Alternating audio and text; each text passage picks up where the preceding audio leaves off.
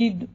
کا دن ہوتا ہے، تو جیسے کہ گزشتہ کل ہم نے عید کی نماز سے متعلق چیزیں بتلا دی، اور اخیر میں ہم نے بتلایا تھا عید ہی سے متعلق ایک چیز ہے جس کو صدقۃ الفطر کہا جاتا ہے، اس کے متعلق کچھ مسائل ابھی ذکر کرنے کی کوشش کریں گے۔ حدیث میں اللہ کے رسول صلی اللہ علیہ وسلم نے فرمایا کہ فرض رسول اللہ صلی اللہ علیہ وسلم زکوٰۃ الفطر، کہ اللہ کے رسول صلی اللہ علیہ وسلم نے زکوٰۃ الفطر کو فرض کیا، ضروری قرار دیا کہ طہرۃ للصائم، کہ روزے دار کو جو ہے وہ لغو اور رفث چیزوں سے جو وہ پاک کر دیں، یعنی روزے میں جو کچھ چھوٹے جو گناہ ہو جاتے ہیں ان سے اس کو پاک و صاف کر دیں، وَطُعْمَةً لِلْمَسَاكِينَ، اور مسکین کے کھانے کا بھی انتظام ہو جائے۔ یعنی صدقہ فطر جو اس میں دو چیزیں ہیں، ایک تو صائم یعنی روزے دار، جب ہم نے جو روزہ رکھا ہے، روزے میں جو چھوٹی موٹی غلطیاں ہو گئی اللہ تبارک و تعالیٰ ان کو پاک و صاف کر دے، ان کو معاف کر دے صدقہ فطر کے ذریعے، اور جو مسکین ہے جس کے پاس عید کے دن کے کھانے کا انتظام ہوگا یا نہیں ہوگا تو اس کے کھانے کا بھی انتظام ہو جائے۔ یہ حدیث اللہ کے رسول صلی اللہ علیہ وسلم کی ہے۔ دوسری حدیث جس کو بخاری اور مسلم نے ذکر کیا کہ آپ صلی اللہ علیہ وسلم نے رمضان میں زکوٰۃ الفطر کو لوگوں پر فرض کیا، یعنی لوگوں پر صدقہ فطر کو فرض کیا، اور کتنا فرض کیا کہ 1 سا کھجور یا 1 سا جو ہر آزاد مسلمان مذکر مؤنث یعنی مرد عورت ہر ایک کی طرف سے 1 سا۔ اب 1 سا کتنا ہوتا ہے؟ تو یہ سا جو ہے یہ پرانا حساب ہے، اور ابھی کے حساب سے تقریباً 2.5 kg ہو جاتا ہے، 1 سا 2.5 کلو اناج ہو جاتا ہے۔ دوسری حدیث میں اللہ کے رسول صلی اللہ علیہ وسلم نے فرمایا کہ اللہ صدقہ فطر کو ضروری قرار دیا کہ روزے دار کو لغو اور فضولیات سے پاکی اور مساکین کے کھانے کا اس سے انتظام ہو جائے۔ جو نماز عید سے قبل اس کو ادا کرے تو یہ مقبول صدقہ فطر ہے، اور جو نماز کے بعد ادا کرے تو یہ عام صدقہ ہے۔ صدقہ فطر کا وقت جو ہے یہ وقت وجوب رمضان کے اخیر کا غروب ہونے سے ہو جاتا ہے۔ مثلا اصل جو سنت ہے اس کی کہ رمضان کے جب یعنی عید کا جب چاند نظر آ جائے یا کہ چاند کا اعلان ہو جائے مغرب میں، تو اس کے بعد آدمی اپنے گھر چلا جائے اور اپنے استعمال کا جو اناج ہے، اگر چاول کھا رہے ہیں ہم تو اپنے استعمال کا چاول، گیہوں تو گیہوں، کھجور تو کھجور، جو بھی اپنے استعمال کا جو بھی اپنا اناج ہے۔ اس لیے کہ ایک دوسرے حدیث میں اللہ کے رسول صلی اللہ علیہ وسلم نے فرمایا کہ من الطعام، کہ صدقہ فطر جو ہے وہ تمہارے کھانے میں سے دو، تمہارے کھانے میں سے صدقہ فطر کو ضروری قرار دیا۔ تو وقت وجوب کہاں کہ رمضان کے آخری دن کا غروب ہونے کے بعد آدمی اپنے گھر چلا جائے اور اپنے استعمال کا جو اناج ہے اس میں سے 2.5 کلو اناج 2.5 kg اناج نکالے اور کسی غریب یا مسکین کو جا کر پہنچا دے۔ یہ اصل سنت ہے، اناج ہی دینا یہ اصل سنت ہے۔ مثلا ایک آدمی ہے تو 2.5 kg، 2 ہے میاں بیوی 2 ہے تو 5 kg ہوگا، بچے ہے تو جتنے بچے سب کی طرف سے 2.5 kg اس طرح اناج نکلتے جائے گا۔ تو اس کا وقت وجوب رمضان کے آخری، اس کا وقت جواز جو ہے یہ پورا مہینہ ہے۔ پورے رمضان مبارک میں صدقہ فطر کبھی بھی آدمی نکال سکتا ہے، جیسے کہ عامةً ہم لوگ یہاں ہیں تو یہاں سے باہر لگانا وغیرہ ہوتا ہے، تو رمضان کے شروع میں اگر کسی نے نکالا تب بھی چل جائے گا، درمیانے عشرے میں کسی نے نکالا تب بھی چل جائے گا، آخری عشرے میں وغیرہ نکالتا ہے تو تب بھی چلے گا۔ تو آخری عشرے وغیرہ میں آدمی کو نکالنا چاہیے تاکہ جو لوگ لگاتے ہیں ان کو لگانے وغیرہ میں سہولت ہو، تو آخری عشرے وغیرہ میں نکال سکتا ہے۔ بخاری اور مسلم کی روایت میں ہے اللہ کے رسول صلی اللہ علیہ وسلم نے اس کو 1-2 دن پہلے نکالنے کی ترغیب دی تھی، تو اس سے معلوم ہوتا ہے کہ جلدی نکال سکتے ہیں، لیکن بہتر اور اچھا یہ ہے کہ عید کے چاند کے بعد نماز عید کے پہلے تک دے دے، لیکن ظاہر ہے کہ اس سے پہلے تک دینے کے لیے ہمارے پاس یہاں غریب میسر نہیں ہوتا، لیکن جن علاقوں میں جن جگہوں پر غریب ہے تو وہ لوگ اسی وقت دے دے، جیسے عید کی رات میں یا عید کی صبح میں وغیرہ دے دے تاکہ مستحق کے ہاتھ میں پہنچ جائے۔ صدقہ فطر جو ہے یہ اس امت کی خصوصیت ہے، پہلی امتوں کے لیے صدقہ فطر کا حکم وغیرہ نہیں تھا۔ گویا کہ خوشی کے موقع پر بھی اللہ تبارک و تعالیٰ نے کہ مومن خوشی میں بھی آپے سے باہر نہ ہو جائے بلکہ اللہ کی نعمتوں پر اس کی نظر ہو، اسی طرح اللہ کی نعمتوں کو کمزوروں پر لگانا اس کا جذبہ بھی ہو، اس میں کہ خوشی میں یہ نہیں ہے کہ میرے پاس ہے تو میں جیسا چاہے جتنا چاہے استعمال کروں، اور جس کے پاس نہیں ہے وہ بھوکا رہے، نہیں، بلکہ اس کو حکم دے دیا کہ خوشی میں اپنے غریب کو بھی شامل کر لے، اپنے پڑوسی کو، اپنے رشتہ دار کو، اپنے وہ لوگ جو خوشی کے موقع پر کوئی اچھی چیز نہیں بنا سکتے تو خوشی کے موقع پر اپنی خوشی میں ان کو بھی شامل کر لینا۔ رمضان کے روزوں ہی کی طرح ہجرت کے دوسرے سال عید سے 2 روز قبل صدقہ فطر کا حکم آیا اور اللہ کے رسول صلی اللہ علیہ وسلم نے امت کو اس کا حکم دے دیا۔ امام وکیع رحمۃ اللہ علیہ کہتے ہیں کہ جس طرح سجدے سہو یہ نماز کے نقصان کی تلافی کرتا ہے، اسی طرح صدقہ فطر جو ہے یہ روزوں کی تلافی کرتا ہے۔ مثلا نماز میں کوئی غلطی ہو جاتی ہے، 2 کے بجائے 3 رکعت ہو گئی تو آدمی آگے پیچھے ہو گیا، یا کوئی 2 رکعت کے بعد کیا تحیات ہے اس کو چھوڑ دیا،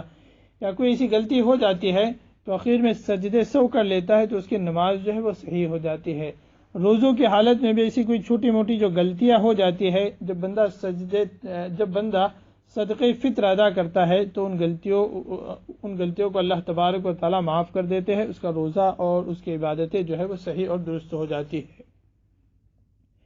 اسی طرح امام جریر رحمۃ اللہ علیہ نقل کرتے ہیں کہ ماہ رمضان کی عبادتیں جو ہے یہ آسمان و زمین کے درمیان معلق رہتی ہے، یعنی رمضان میں بندے نے جتنی عبادتیں کیا یہ آسمان و زمین کے درمیان معلق رہتی ہے جب تک کہ بندہ صدقہ فطر ادا نہ کرے، یعنی صدقہ فطر جب ادا کرتا ہے تو صدقہ فطر کی ادائیگی کے بعد اس کی عبادتیں جو ہے وہ قبولیت کے لیے بارگاہ الہی میں پیش کی جاتی ہے۔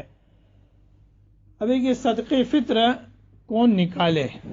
صدقہ فطر کون نکالے؟ تو صدقہ فطر کے باب میں مالدار کون ہے؟ تو صدقہ فطر کے مسئلے میں مالدار وہ ہے کہ جس کے پاس عید کا دن اور اس کے بعد والی رات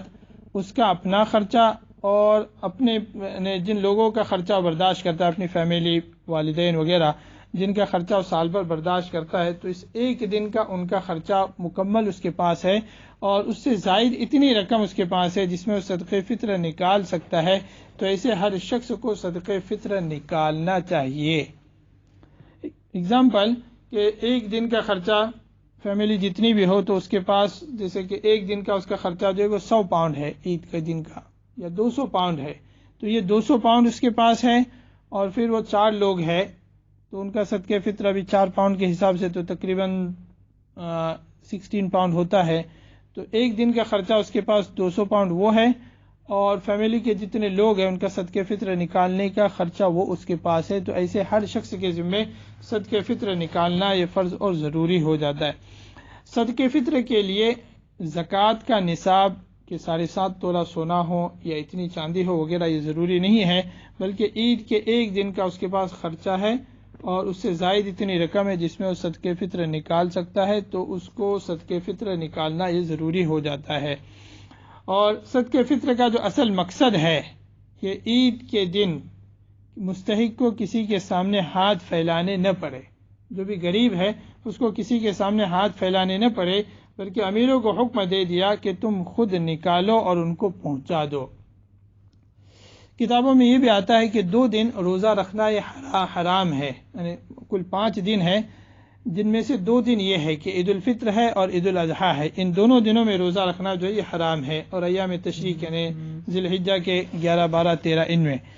تو ان 2 دنوں میں جب روزہ رکھنا حرام ہے تو ظاہر ہو سکتا ہے کبھی کسی کے پاس کوئی کھانے پینے کی چیز نہ ہو کہ جس کی وجہ سے وہ بھوکا ہو، تو عید الفطر میں یعنی رمضان کے بعد کی عید میں اللہ تبارک و تعالیٰ نے غریبوں کے کھانے کا انتظام صدقہ فطر کے ذریعے کیا، اور بقرہ عید میں اللہ تبارک و تعالیٰ نے قربانی کے گوشت کے ذریعے ان کے کھانے کا انتظام کر دیا، تو دونوں عید میں یعنی عید کی خوشیاں منانی بھی ہے، لیکن اس کے ساتھ ساتھ اللہ تبارک و تعالیٰ نے غرباء کا حق یعنی غرباء کا خیال رکھنے کی اس کی بھی تاکید کر دی۔ اب ایک صدقہ فطر کا کس کو نکالنا ہے تو میں نے بتلا دیا کہ جس کے پاس عید کے دن کا خرچہ اور اس سے زائد رقم ہے تو وہ نکالے گا۔ صدقہ فطر کس وقت نکالنا ہے، کب نکالنا ہے، تو وہ بھی میں نے بتلا دیا کہ رمضان کے آخر میں نکالتا ہے تو زیادہ اچھا، یعنی رمضان کے پورے آخری عشرے میں نکال سکتا ہے، پورے مہینے میں وغیرہ بھی نکال سکتا ہے۔ اب یہ کہ صدقہ فطر کس کو دیا جائے گا، یعنی رمضان میں نکال دے، شروع رمضان میں، بیچ رمضان میں یا آخری رمضان میں نکالے، جب بھی نکالے تو اس کے بعد یہ کہ صدقہ فطر کس کو دیا جائے گا۔ کس کو دیا جائے گا اس سے پہلے ایک چیز کہ صدقہ فطر کتنا نکالا جائے گا، جیسے کہ میں نے حدیث پہلے سنائی کہ صاع من الطعام ہے یا صاع من التمر۔ صاع من الطعام کے معنی ہے کہ اپنے کھانے میں سے 1 سا، اور 1 سا میں نے بتلایا کہ آج کلو کے حساب سے تو 2.5 kg ہوتا ہے۔ سام من الطعام یعنی اپنے کھانے میں سے جو اپنا کھانا استعمال کرتے، چاول گیہوں وغیرہ وہ۔ دوسری روایت میں سام من التمر ہے کہ 1 سا کھجور میں سے۔ تو عام متن ہم لوگ چاول ہی سے نکالتے ہیں، اور ہونا تو یہی چاہیے کہ کھانے کی جو چیزیں ہیں وہی دے، لیکن ظاہر ہے کہ یہاں پر یہ چیزیں ہمیں دینا یہ مشکل ہے کہ غریب کے ہاتھ میں جیسے چاول نکالے وہ پہنچا دے، کہ کھجور نکالے وہ پہنچا دے، تو یہ ہمارے لیے مشکل ہے۔ اسی لیے اس مشکل کو سامنے رکھتے ہوئے پھر اس کی قیمت نکال کے بتایا جاتا ہے کہ اس کی قیمت اتنی ہے، اتنی قیمت آپ نکالو تو صدقہ فطر انشاءاللہ آپ کا ادا ہو جائے گا۔ لیکن پہلے بھی میں نے بتلایا کہ اصل سنت ہے کہ وہی چیز دے دے، یعنی کھانے میں سے جو 2.5 کلو ہے وہ دے دے۔ اب جو قیمت نکالی جاتی ہے تو قیمت میں درمیانی جو کھانا ہے اس کو دیکھا جاتا ہے۔ اناج میں جیسے چاول کی آمدن قیمت جو 4 پاؤنڈ ہم بتلاتے، تو چاول کی جو قیمت نکالتے ہیں تو جو درمیانی چاول ہے، لیکن اگر آپ اعلیٰ قسم کا چاول استعمال کرتے یعنی 4 پاؤنڈ جو ہے، یہ تقریباً 1 پاؤنڈ kg کے حساب سے چاول کی جو 2.5 کلو کے 4 پاؤنڈ تقریباً ہو جاتے ہیں، لیکن اگر کوئی 2 پاؤنڈ کلو والا چاول استعمال کرتا ہے تو پھر اس کو اسی حساب سے 2.5 کلو کی قیمت نکالنی چاہیے۔ ایک یہ کہ جو بھی اپنا کھانا ہے تو اگر کھانا نکال سکتے وہ نکالے، اور کھانا نہیں تو پھر اس کی قیمت مجبوری میں جو نکال رہے ہیں تو اپنے کھانے کے اپنے چاول کے حساب سے اس کو نکالنا چاہیے۔ دوسرا کہ حدیث میں جو ہے وہ سام من التمر کہ 1 سا کھجور میں سے، بخاری کی روایت میں پہلے اس لفظ کو ذکر کیا۔ عامتاً ہم اس کی ترغیب بھی دیتے ہیں کہ کبھی کبھی آدمی کو جو ہے یہ کھجور کے 2.5 کلو یعنی 2.5 کلو کھجور یا کہ 2.5 کلو کھجور کی قیمت اس کو بھی صدقہ فطر میں نکالنا چاہیے۔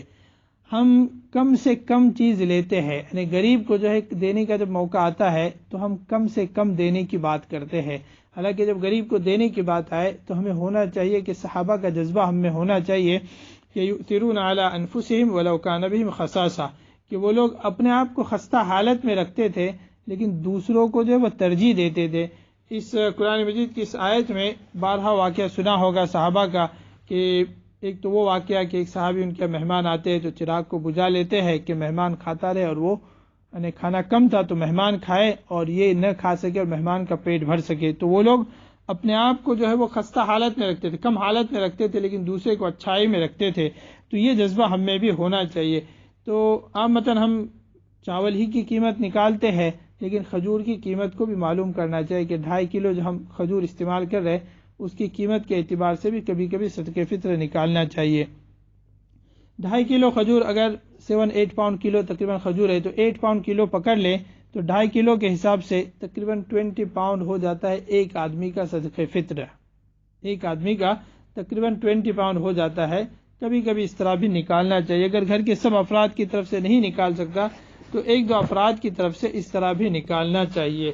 یعنی یہ نہیں ہے کہ صرف ہم چاول ہی کو پکڑ کے رکھے کہ چاول ہی میں ہم کو دینا ہے، اور چاول میں بھی پھر اگر کسی مسجد میں کم پرائز لگا ہے، مثلا آپ کی مسجد میں اگر 4 لگا ہے، دوسرے کسی جگہ 2 پاؤنڈ لگا ہے، 3 پاؤنڈ لگا ہے، تو اس میں بھی ہمیں اعتراض ہوتا ہے کہ فلاں جگہ تو 3 پاؤنڈ ہے، تم نے 4 کیسے لگائے، تم نے 5 کیسے لگائے۔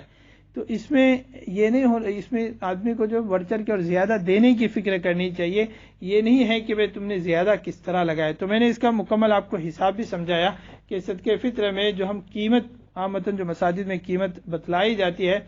تو قیمت کس طرح نکلتی ہے، تو آپ کا استعمال کا جو بھی اناج ہے اس میں سے 2.5 kg کی قیمت یہ صدقہ فطر میں دینا ہے۔ ابھی کہ کس کو دینا ہے، کس کو دینا ہے، تو قرآن مجید میں ہے کہ انما الصدقات للفقراء والمساکین والعاملین علیہا، کہ صدقات و فقراء مساکین عاملین 8 قسم کے لوگ ہیں، ان کو دے سکتے ہیں۔ اکثر و بیشتر ائمہ نے اسی کو لیا ہے، کہا کہ صدقہ فطر بھی ان میں سے کسی کو بھی دے سکتے ہیں، جیسے فقیر ہے، مسکین ہے، یا جو لوگ اس پر کام کر رہے ہیں وہ ہے، اسی طرح مسافر ہے، اسی طرح مقروض ہے، جس نے اپنے کسی ایسی ضرورت کے لیے قرض لیا کہ جس کا لینا بھی ضروری تھا اور اب اس کی ادائیگی کی شکل کوئی بن نہیں رہی تو پھر قرض لے یعنی زکوٰۃ اس کو بھی دے سکتے۔ اسی طرح تالیف قلب، یعنی کوئی اسلام میں داخل ہو گیا، ابھی نیا نیا اسلام میں داخل ہوا ہے، اگر اس کو کچھ پیسہ دیتے اس کے اسلام میں مضبوطی ہوگی تو اس کو بھی دے سکتے ہیں۔ تو یہ 8 قسم کے لوگ ہیں، ان میں سے کسی جو بھی ملے اس کو دے سکتے ہیں۔ بعض علماء کا کہنا ہے کہ چونکہ حدیث میں جس میں اللہ کے رسول صلی اللہ علیہ وسلم نے صدقہ فطر کا حکم دے دیا، اس میں کہا کہ طعمۃ للمساکین، کہ مسکین کے کھانے کا انتظام ہو جائے، تو کہا کہ مسکین ہی کو دینا چاہیے۔ اب فقیر اور مسکین ان دونوں کو دینا چاہیے، اس لیے کہ جب مسکین کا ذکر کیا تو مسکین جو ہے وہ تھوڑا اس کے پاس تھوڑا بہت کچھ ہوتا ہے گزر بسر کے لیے، اور فقیر جو ہے جس کے پاس کچھ بھی نہیں ہوتا۔ فقیر اور مسکین کی میں تعریف بتلا دوں کہ عام مثلا ہم انڈیا وغیرہ میں لگاتے ہیں تو فقیر اور مسکین کسے کہتے ہیں؟ تو ایک بندہ ہے، اس کی فیملی کا خرچہ جو ہے وہ تقریباً مہینے کا 10,000 ہے انڈیا میں، کوئی کام کر رہا ہے یا کہ اس کے پاس کسی ذریعے مہینے کا پیسہ آتا ہے، لیکن 2-3 ہزار اس کے پاس آتا ہے، 4,000 اس کے پاس آتا ہے، یعنی اس کا جو خرچہ ہے 10,000، اس میں 50% سے بھی کم اس کی ارننگ ہے، کسی طرح سے بھی اس کی ارننگ ہو، تو یہ بندہ جو ہے وہ فقیر میں آتا ہے، تو اس کو زکوٰۃ صدقات وغیرہ ساری چیزیں دی جا سکتی ہے۔ اسی طرح دوسرا بندہ ہے جس کے خرچہ 10,000 ہی ہے، لیکن اس کی ارننگ 50% سے زیادہ ہے، مثلا وہ کہیں پہ کام کر رہا ہے یا کماتا ہے، لیکن اس کی ارننگ جو ہے وہ 7,000 ہے، اب 3,000 اس کو پھر بھی کم پڑ رہا ہے، تو یہ بھی مسکین میں آتا ہے۔ عام مثلا جو مسکین کہا جاتا ہے تو مسکین ایسا بندہ کہ جو کام کر رہا ہے یا اس کی ارننگ ہے کچھ، لیکن اس کی ارننگ جو ہے وہ اس کے خرچے سے کم ہے، مثلا 10,000 خرچہ ہے لیکن ارننگ اس کی 6,000 7,000 ہے، تو یہ مسکین میں آتا ہے۔ تو جب مسکین کا حدیث میں ذکر فرمایا کہ طعمۃ للمساکین، کہ مسکین کے کھانے کا انتظام ہو جائے، تو جب مسکین کو دے سکتے ہیں تو فقیر کا کھانا فقیر کو بدرجہ اولا دے سکتے ہیں، اس لیے کہ اس کی ارننگ جو ہے وہ 3-4 ہزار ہے، اس کی ارننگ اس سے کم ہے، تو فقیر اور مسکین کو دے سکتے ہیں۔ زکوٰۃ اور ساری چیزیں دینے میں انہی 2 چیزوں کو دیکھا جاتا ہے کہ فقیر یا مسکین۔ فقیر سے مراد وہ بندہ نہیں ہے جس کو ہم عام مثلا ہمارے ذہن میں کہ جو دروازے پر آ کر دستک دے کر مانگے، یا کہ جو ہاتھ پیر سے معذور ہو اور پھر آواز دے کر مانگے، بلکہ فقیر اور مسکین ہمارا پڑوس میں رہنے والا، ہمارا دوست، ہمارا رشتہ دار، یہ بھی ہو سکتا ہے کہ اس کی ارننگ جو ہے یہ کم ہے اور اس کا بیوی بچوں کا فیملی کا خرچہ جو ہے یہ زیادہ ہے، ہمارا کوئی رشتہ دار ہے وہ بھی مسکین میں ہو سکتا ہے، تو ان لوگوں کو بھی ہم صدقات اور زکوٰۃ وغیرہ کی رقم جو ہے یہ دے سکتے ہیں۔ بلکہ ایک دوسری حدیث میں اللہ کے رسول صلی اللہ علیہ وسلم نے فرمایا، کہا کہ اجنبی کو دینا، یعنی کسی اجنبی انسان کو دینا، اس میں کہا کہ صرف آپ کو ایک ثواب ہے، صدقے کا ثواب ہے، صدقۃ الفطر کا ثواب ہے، لیکن وہی چیز اگر آپ اپنے رشتہ دار کو دیتے ہو، مثلا آپ کے رشتے میں کوئی بھی آپ کی خالہ ہے، پھوپھی ہے، جن کا نفقہ، جن کا خرچہ جو ہے وہ اپنے اوپر نہیں آتا، ایسے رشتہ داروں کو ہم صدقہ فطر کی رقم دے سکتے ہیں، اسی طرح زکوٰۃ وغیرہ کی رقم ان کو دے سکتے ہیں۔ تو خالہ ہے، پھوپھی ہے، چچا ہے وغیرہ، ان کا خرچہ جو اپنے اوپر نہیں آتا، اگر ان کی ارننگ یا ان کا ارننگ کم ہے، ہمیں لگتا ہے کہ ان کو خرچے کی ضرورت ہے، تو ان کو بھی ہم صدقہ فطر کی رقم وغیرہ دے سکتے ہیں۔ تیسری چیز ہے کہ صدقہ فطر اور اسی طرح عام صدقات ہے، یعنی کہ زکوٰۃ ہے وغیرہ، ان میں سے غیر مسلم کو نہیں دے سکتے، صدقہ فطر بھی غیر مسلم کو نہیں دیا جائے گا، اس لیے کہ حدیث میں ہے کہ تؤخذ من اغنیائہم وترد الی فقرائہم، کہ صدقہ فطر ہے، اسی طرح صدقہ اور زکوٰۃ ہے، کہا کہ یہ تمہارے مالداروں سے لیا جائے گا اور تمہارے غریبوں کو دیا جائے گا، تمہارے مالداروں سے لیا جائے گا اور تمہارے غریبوں کو دیا جائے گا، تو اس میں بھی کہ غریب وہ جو مسلمان ہو اس کو دیا جائے گا، اور پھر مسلمان میں بھی اس کو دیکھے جو نیک اور متقی ہے، جو فسق و فجور میں لگے ہوئے ہیں، جو غلط چیزوں میں لگے ہوئے ہیں، یعنی کہ جن کو پیسہ دیتے ہیں اور رمضان کے بعد ان پیسوں کو غلط چیزوں میں استعمال کرتے ہیں، تو ایسوں کو بھی دینے سے آدمی کو پرہیز کرنا چاہیے۔ مثلا ایک بندے کو ہم نے پیسہ دے دیے، زکوٰۃ کا ہو یا صدقے کا ہو یا صدقے فطر کا ہو، اور رمضان کے بعد پتہ چلا کہ اس نے تو کوئی غلط چیز خرید کے لا کر اپنے گھر میں رکھ دیا، یا کہ شراب میں لگا دیا، دوسری چیزوں میں لگا دیا، تو جو لوگ فسق و فجور میں، جو غلط چیزوں میں، گناہوں میں پیسے لگاتے ہیں، ایسوں کو دینے سے بھی پرہیز کرنا چاہیے۔ تو جو بھی ہمارے صدقات ہے وہ اچھے اور نیک لوگوں پر لگے۔ قرآن مجید میں ہے کہ تعرفہم بسیماہم لا یسألون الناس الحافا، اس میں کہ تو ان کو پیشانیوں سے ان کو پہچان لیں گے، تعرفہم بسیماہم لا یسألون الناس الحافا، کہا کہ وہ لوگوں سے لپٹ کر سوال نہیں کرتے، ایسے لوگ جو ضرورت مند ہے اچھے لوگ ہیں، نیک لوگ ہیں، علماء ہے، صلحاء ہے، نیک ہے، اور لوگوں سے لپٹ لپٹ کر سوال نہیں کرتے، لیکن تم ان کی پیشانی کو، ان کے چہرے کو دیکھ کر سمجھ جائیں گے کہ بندہ جو ہے وہ ضرورت مند ہے، تو بغیر سوال کے اس کو دینا یہ بہت اچھی چیز ہے۔ قرآن مجید میں ہے تمہارے مال میں جن لوگوں کا حق ہے، تو ان میں فرمایا کہ للسائل والمحروم، کہ سوال کرنے والے کا بھی حق ہے، کہ جو سوال کرتا ہے کہ میری ضرورت کے لیے مجھے دو، اس کو بھی دو، والمحروم، اور جو سوال نہیں کرتا لیکن ضرورت مند ہے، تم سمجھ رہے ہیں کہ وہ شخص ضرورت مند ہے، تو سوال کرنے والے کو بھی دو، اور جو سوال نہیں کرتا لیکن ضرورت مند ہے اس کو بھی دے دینا چاہیے۔ تو یہ صدقے فطر سے متعلق کچھ چیزیں تھی۔ ابھی کہ صدقے فطر میں انسان کو میں نے بتلا دیا کہ جو اعلیٰ اناج ہے، جو استعمال کا اس کا اناج ہے، اس میں سے دینا چاہیے۔ اگر استعمال کا اور اعلیٰ اناج نہیں دیتا بلکہ گھٹیا اناج دیتا ہے، کم اس کا اناج دیتا ہے، تو اس سے اس کا صدقے فطر جو ہے وہ ادا نہیں ہوگا، اس کا بھی آدمی خیال رکھے۔ اچھا، دوسری چیز روزے سے متعلق، اب رمضان مبارک جب گزر رہا ہے اور رمضان مبارک الحمدللہ اخیر میں ہے، تو روزے سے متعلق قضا، کفارہ، فدیہ وغیرہ، اس کے متعلق کچھ چیزیں اس کو میں عرض کرتا ہوں۔ پہلی چیز ہے کہ عامتاً ایک چیز فدیہ اور کفارہ، فدیہ اور کفارہ دونوں میں فرق ہے، اور دونوں کے فرق کو پہلے سمجھ لیں۔ عامتاً لوگ جو ہے اس کو مکس اپ کر لیتے ہیں۔ فدیہ کہتے ہیں کہ وہ بندہ یا وہ بندی جس نے روزہ نہیں رکھا ہے، یعنی ایسا بیمار جس کو رمضان کے بعد اپنے اگلی عمر میں روزہ رکھنے کی امید نہیں ہے، یعنی بڑی عمر میں ہے یا مختلف بیماریوں میں ہے وغیرہ، یعنی جو شخص ایسے عذر کی وجہ سے روزہ چھوڑ دے کہ جس کے ختم ہونے کی اس کو کوئی توقع اور امید نہیں ہے، جسے بڑھاپا ہے یا مرض ہے جسے شفایابی کی امید نہ ہو، تو ہر روزے کے عوض اس کو ایک مد اناج دینا ہے۔ ایک مد تقریباً 600 گرام اناج ہوتا ہے، اس کو بھی میں سمجھاؤں گا۔ تو فدیہ جو ہے وہ اس کو کہتے ہیں کہ وہ بیمار جو اپنی بیماری کی وجہ سے روزہ نہ رکھ سکے، اگلی پوری زندگی اس کو امید نہیں ہے کہ میں روزہ رکھ سکوں گا، تو اس کو ہر روزے کے عوض ایک مد اناج دینا ہے، یعنی 600 گرام اناج دینا ہے، تو پورے مہینے کا تقریباً 18 kg اناج ہو جاتا ہے یا فدیے کے طور پر۔ فدیہ اس کو کہتے ہیں۔ کفارہ کسے کہتے ہیں؟ کفارہ یعنی کہ روزے کی حالت میں، یعنی آدمی روزے دار ہے اور روزے کی حالت میں دن میں میاں بیوی کے تعلقات ہو گئے، یعنی بیوی کے ساتھ صحبت وغیرہ دن میں اس کا ہو گیا، تو پھر اس کے اوپر کفارہ ہو جاتا ہے، یعنی اس کا تو وہ کفارہ اس میں پہلے تو ہے کہ غلام آزاد کرنا، تو غلام اس وقت نہیں ہے، یا کہ 2 مہینے مسلسل روزے رکھنا، تو وہ بھی لوگوں کے لیے مشکل ہو جاتا ہے، یا کہ 60 مسکین کو، 60 مساکین کو کھانا کھلانا جو زکوٰۃ کے مستحق ہو، ہر ایک کو ایک ایک مد، یعنی تقریباً 60 مد اناج ہو جاتا ہے یہ۔ تو ان دو چیزوں میں فرق ہے۔ عامتاً فدیہ اور کفارہ لوگ ایک ہی سمجھتے ہیں، تو فدیہ الگ چیز ہے اور کفارہ الگ چیز ہے۔ فدیہ کہتے ہیں جو لوگ روزہ نہیں رکھ سکے اور اگلی زندگی میں ان کو روزہ رکھنے کی امید بھی نہیں ہے، تو ایسے لوگوں کو جو ہے وہ فدیہ دے دینا ہے۔ اسی طرح وہ عورتیں جن کے روزے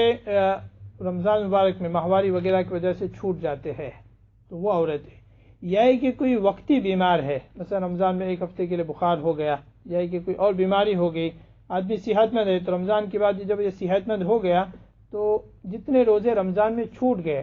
صرف اس کو اتنے روزے رکھنا ہے۔ مثلا 4 دن کوئی بیمار تھا تو 4 دن کے روزے چھوٹ گئے تو رمضان کے بعد 4 روزوں کو رکھ لے گا۔ ماہواری کی وجہ سے عورت کے 6 روزے، 8 روزے، 10 روزے چھوٹ گئے تو رمضان کے بعد اس کو اتنے ہی روزے رکھ دینا ہے، ان پر کوئی فدیہ وغیرہ کوئی چیز نہیں ہوتی، جتنے روزے چھوٹے صرف اتنے روزے رکھ دینا ہے۔ اور بہتر ہے کہ اس میں جلدی کرے کہ فاستبقوا الخیرات، اور اگر شوال کے روزے رکھنے کی عادت ہے، جیسے کہ شوال کے 6 روزوں کی بھی فضیلت آتی ہے، اگر شوال کے 6 روزے رکھنے کی عادت ہے تو پھر شوال کے 6 روزوں کے ساتھ ساتھ ان قضا روزوں کی بھی نیت کر سکتے ہیں۔ مثلا عامتاً عورتوں کی عادت بہت زیادہ روزے رکھنے کی ہوتی ہے، تو شوال وغیرہ کی بھی سنت روزے جو ہے وہ رکھتی ہے، تو سنت روزے کے ساتھ قضا کی نیت، مثلا رمضان کا قضا اور شوال کا روزہ رکھتی ہوں کل،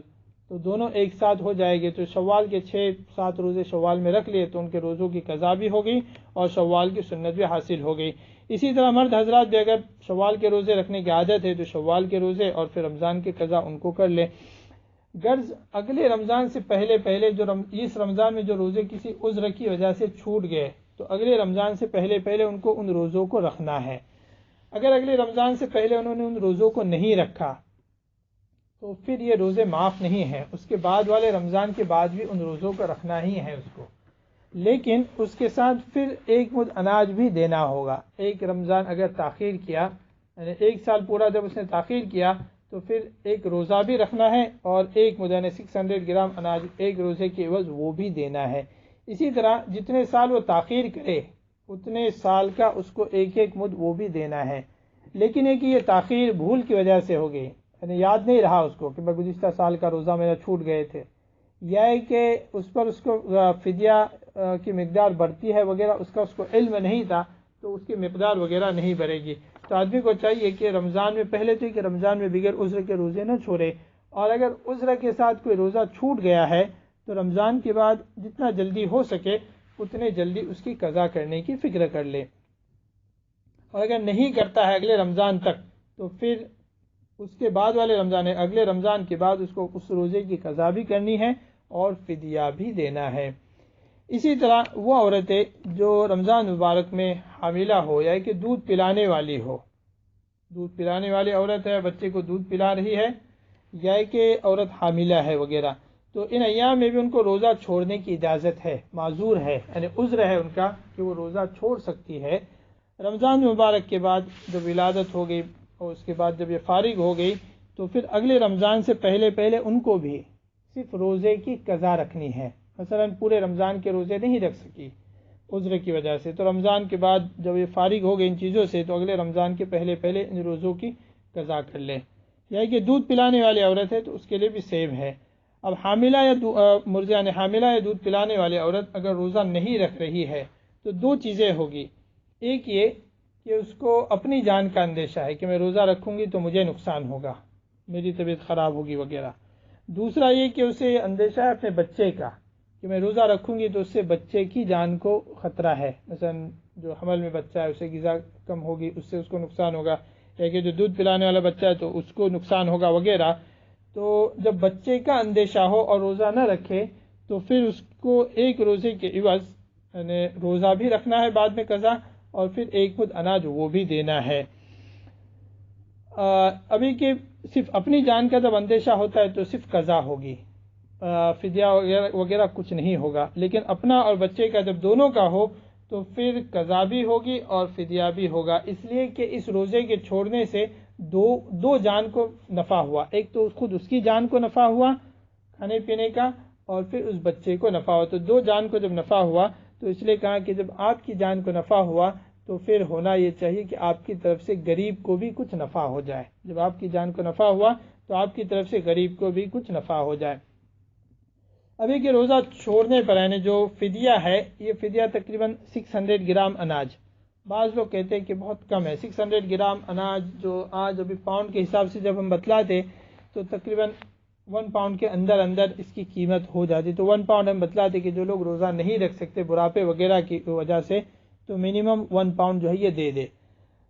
منیمم 1 ہے۔ اگر کسی کو پورا کھانے کا دینا ہے، جیسے ہم جب نارمل کھانا کھا رہے ہیں یا کھانا خرید رہے ہیں تو تقریباً 4-5 پاؤنڈ کا ایک ٹائم کے لیے کھانا آتا ہے، تو پھر اگر کس کو اس حساب سے دینا ہے تو پھر وہ اس حساب سے بھی دے سکتا ہے، لیکن جو منیمم ہے